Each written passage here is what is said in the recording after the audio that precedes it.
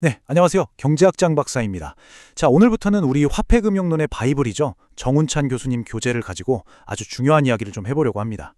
여러분, 2008년에 전 세계를 거의 집어삼킬 뻔했던 그 금융위기, 다들 기억하시죠?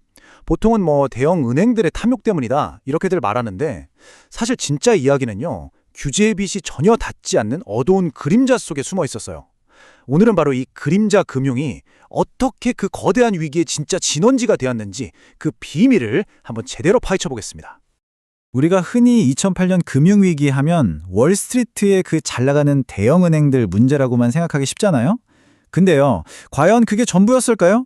오늘 이 질문에 제대로 답을 하려면 우리가 아는 이 전통적인 은행 시스템, 그 너머를 봐야 합니다. 바로 그 그림자 속을 들여다봐야 한다는 거죠. 진짜 이야기는 바로 거기서부터 시작되거든요. 때는 2000년대 초반이었어요. 미국 금융시장이 정말 말 그대로 활활 타오를 때였죠. 그런데 바로 그때 우리가 아는 전통적인 은행 시스템 바로 옆에서 더 높은 수익을 쫓으면서 규제는 피하려는 아주 새로운 금융 세력들이 무섭게 성장하고 있었어요. 이들이 바로 오늘 이야기의 주인공이자 위기의 진짜 진원지였습니다. 그 이름은 바로 그림자 은행 시스템입니다. 이름부터 뭔가 좀 으슥하지 않나요? 이 친구들은 우리가 아는 은행처럼 예금을 받지는 않아요. 하지만 사실상 은행이랑 거의 똑같은 일을 합니다. 돈을 빌려주고 투자하고 신용을 만들어내죠. 그런데 결정적인 차이가 하나 있었어요. 은행이라면 당연히 받아야 할 그 엄격한 규제와 감독에서 완전히 자유로웠다는 겁니다. 말 그대로 법의 그림자 속에서 활동한 거죠. 어떤 학생이 물어볼 수 있겠네요. 교수님, 그럼 이 그림자 금융 시스템에는 대체 누가 있었나요? 네, 좋은 질문이에요. 바로 화면에 보이는 이들이 핵심 플레이어들입니다. 먼저 SIV나 콘디츠, 이건 은행이 위험한 자산을 자기 장부에서 떼어내려고 만든 일종의 페이퍼 컴퍼니 같은 거고요. 그리고 우리한테 익숙한 리먼 브러더스 같은 투자은행, 또 헤지펀드, 그리고 단기 금융상품에 투자하는 MMF 같은 기관들, 이 모두가 이 거대한 그림자 시스템을 움직이고 있었던 겁니다. 자, 그렇다면 이 그림자 속의 선수들은 대체 어떻게 돈을 벌었을까요? 그리고 그들의 치명적인 약점은 또 뭐였을까요? 이제부터가 이야기의 진짜 핵심입니다. 바로 이들의 비즈니스 모델을 들여다볼 건데요. 여기에 모든 비밀이 담겨 있습니다. 수익 모델은요, 놀라울 정도로 간단합니다. 사실 모든 은행업의 본질이랑 똑같아요. 뭐냐? 단기로 싸게 빌려서 장기로 비싸게 빌려주는 것. 이 단기 금리하고 장기 금리의 차이, 이걸 스프레드라고 하죠. 바로 그걸 수익으로 삼는 겁니다. 이것 자체는 문제가 아니에요. 진짜 문제는 어떻게 빌리고 어디에 투자했느냐, 바로 거기에 있었습니다. 그럼 전통은행이랑 그림자은행이 구체적으로 어떻게 달랐을까요? 자, 이 표를 한번 보세요. 이게 한눈에 딱 들어오거든요. 전통은행은 정부가 보증하는 아주 안정적인 예금으로 돈을 모으죠. 반면에 그림자은행은요, ABCP나 리포처럼 하루 이틀 만기에 변동성이 어마어마한 초단기 자금에 의존했어요. 그리고 그 돈으로 뭘 샀느냐? 주택저당정권, MBS처럼 당장 현금으로 바꾸기 어려운 장기 자산을 사들인 겁니다. 그리고 가장 큰 차이 뭐였을까요? 바로 규제가 거의 없었다는 점이죠. 바로 이 지점에서 만기 불일치라는 개념이 등장합니다. 짧게 빌린 돈으로 길게 굴린다, 이 말이죠. 물론 전통은행도 만기 불일치를 해요. 하지만 그들에게는 예금보험이나 중앙은행이라는 아주 든든한 안전망이 있잖아요. 그런데 그림자은행은요, 아무런 안전망 없이 그야말로 아슬아슬한 외줄타기를 하고 있었던 겁니다. 이런 구조에 어떤 치명적인 약점이 있었을까요?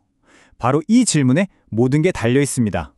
만약에 말이죠, 매일 갚아야 할 단기 빚을 새로 빌리지 못하면 어떻게 될까? 이 질문이 바로 시스템 전체의 아킬레스건을 정확히 꿰뚫고 있었던 거죠. 매일 아침 새로운 돈을 빌려와야만 생존할 수 있는 그런 구조였으니까요. 경제학에서는 이걸 조달 유동성 위험이라고 불러요. 이게 뭐냐면 내가 가진 자산은 멀쩡해도 당장 새로 돈을 빌려오지 못해서 망하는 위험을 말하는 겁니다. 그림자은행 시스템 전체가 이 거대한 위험 위에 서 있었던 거예요. 마치 언제 무너질지 모르는 젠가탑처럼 말이죠. 자, 이제 이야기의 클라이맥스로 가봅시다. 그저 이론적인 위험에 불과했던 이 조달 유동성 위험이 어떻게 끔찍한 현실이 되었는지, 주택시장의 작은 균열 하나가 어떻게 거대한 금융제국 전체를 무너뜨렸는지 지금부터 살펴보겠습니다. 모든 건 2007년 중반에 시작됐어요. 미국의 신용등급 낮은 사람들한테 빌려준 주택담보대출, 즉 서브프라임 모기지가 부실화되기 시작한 겁니다. 그러자 시장이 의심하기 시작했죠. 잠깐만, 그림자 은행들이 들고 있는 저 자산들, 저거 진짜 가치가 있는 거 맞아?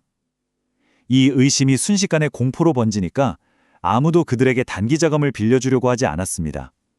ABCP와 리포 시장이 말 그대로 하룻밤 사이에 꽁꽁 얼어붙어 버린 거예요. 전문가들이 이걸 정확하게 이렇게 표현합니다. 이것은 사실상 그림자 은행 시스템에 대한 런이었다. 우리가 아는 뱅크런은 예금자들이 은행으로 막 달려가서 돈을 찾는 거잖아요. 이건 현대판 뱅크런이었던 겁니다. 단기 자금을 빌려주던 투자자들이 한꺼번에 돈을 회수한 거예요. 은행 창구에 사람들이 줄을 서지 않았을 뿐이지 그 본질은 똑같은 패닉 현상이었습니다. 그런데 여기서 궁금한 점이 생길 거예요. 아니, 교수님, 그림자 은행은 정교 시스템 바깥에 있었다면서요? 근데 어떻게 그 문제가 전통 은행들한테까지 퍼진 거죠? 맞아요. 분리된 것처럼 보였죠. 하지만 사실은 보이지 않는 끈으로 아주 위험하게 연결되어 있었기 때문입니다. 바로 이 연결고리 때문이었습니다. 많은 전통은행들이 자기들이 만든 SIV 같은 장부에 기구에 일종의 부모 보증을 서준 거예요. 혹시 무슨 일 생기면 우리가 도와줄게 라는 유동성 공급 약정을 해준 거죠. 그런데 정말로 무슨 일이 터져버린 겁니다. SIV가 시장에서 돈을 못 구하게 되자 약속대로 부모 격인 은행이 그 부실을 전부 떠안아야 했던 거죠. 결국 그림자 속에서 시작된 작은 불씨가 대낮에 은행 시스템으로 순식간에 옮겨붙었고 전 세계적인 금융위기로 폭발해버린 겁니다. 자, 오늘 내용 한번 정리해볼까요? 핵심 딱 하나만 기억하시면 됩니다. 2008년 금융위기의 핵심 원인 중 하나는 바로 규제받지 않던 그림자 은행 시스템에서 벌어진 대규모 자금 이탈, 즉 현대판 뱅크런 사태였다는 것, 바로 이겁니다. 그렇다면 여러분께 마지막으로 질문 하나를 던져보겠습니다. 그림자 금융이 사실상 은행과 똑같은 역할을 한다면 또 다른 끔찍한 위기를 막기 위해서 이들에게도 은행과 같은 수준의 아주 엄격한 규제를 적용해야 할까요? 아니면 금융혁신을 위해서 다른 해법을 찾아야 할까요? 여기에 정해진 답은 없습니다. 하지만 이것 하나만큼은 분명하죠. 빛이 강할수록 그림자는 더 짙어지고 우리는 그 그림자를 계속해서 아주 날카롭게 주시해야만 한다는 것을요.